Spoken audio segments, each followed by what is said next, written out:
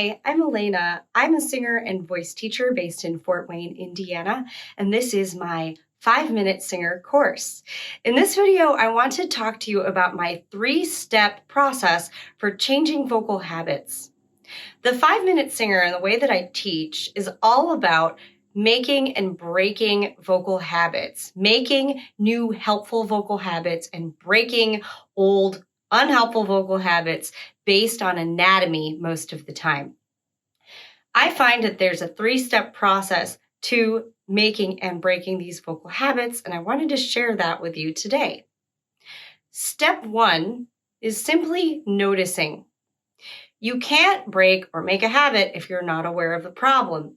Awareness is the first step to recovery, and that definitely applies to singing. So first, you have to train yourself to notice what the issue is. A lot of that is understanding the anatomy of the body and what your body parts are supposed to be doing when you're singing. Let's say that you're a singer who chest breathes. So when you breathe in, your stomach sucks in and your chest rises up. The first step to fixing that issue is noticing. There are a few ways that I recommend that people notice these vocal habits: sight, sound, touch, and kinesthetic awareness.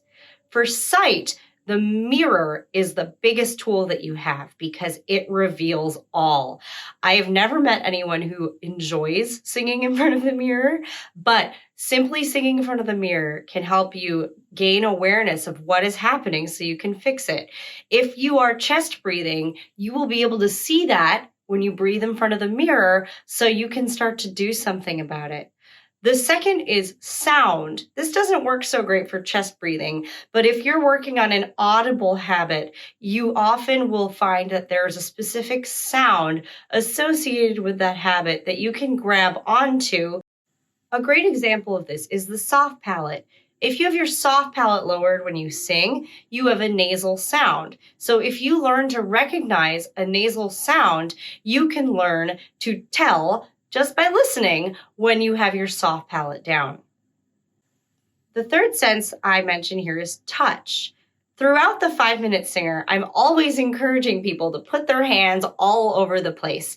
Wherever there is a problem, often simply touching the area can help you to become aware of it and start to dissipate whatever the issue is. So in this case, for chest breathing, I often tell people to put a hand on their sternum, this bone in the center of the chest, so they can feel if they breathe high.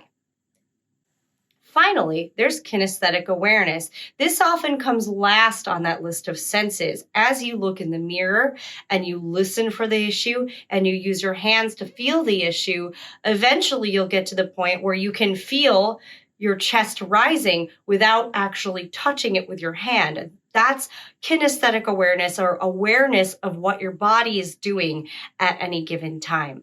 That's all part of noticing the problem, which is step 1 of my 3 steps to making or breaking a habit.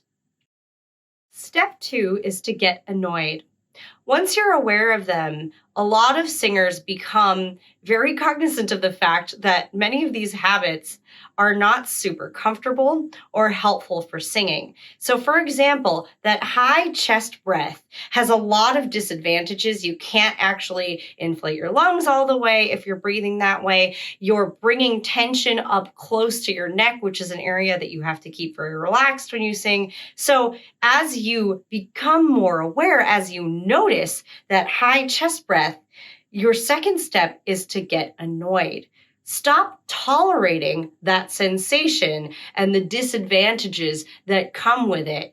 The more that habit starts to rub you the wrong way, the more motivated you're going to be to affect change. Now, one caveat here. Don't get so annoyed that you're beating yourself up. You do want to stay positive and have mostly a scientific observational approach when you're doing this stuff, but a little bit of annoyance at whatever that habit is, and awareness of the discomfort that it creates can help you to be motivated to approach step 3. And that brings me to step 3, which is fix the problem. It sounds easier than it is, but once you are aware of the issue and you are feeling annoyed by it, you don't like it anymore, you want to change it, you're then going to be motivated to fix it. And the fix all depends on what the issue is. Throughout my course, throughout these videos that I've put together highlighting different parts of the body, I will give you a description of the body part, how it works, and provide you with exercises that can help you to fix the issue. If you are purchasing a course that involves some communication between us, I can also review your videos and give you personalized feedback to let you know what I think might help you to resolve any lingering issues that you're having or get even better at what you're trying to do. Obviously, in order to fix your issues, you first have to identify what they are. That's what I'm hoping that the 5-Minute Singer will help you do. My next video is all about how you can identify what's holding you back in your singing.